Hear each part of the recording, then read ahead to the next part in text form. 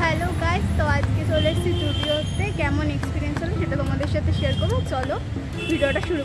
তো ফার্স্টেই জুডিওতে এন্ট্রি করতে ফার্স্টেই লিপস্টিকের শেড ছিল নিউজ শেড, দেখো তোমরা, জাস্ট অসাম। আর তারপরে নেল পলিশের কালেকশন ছিল, তোমরা ট্রাই করে দেখতেই পারো।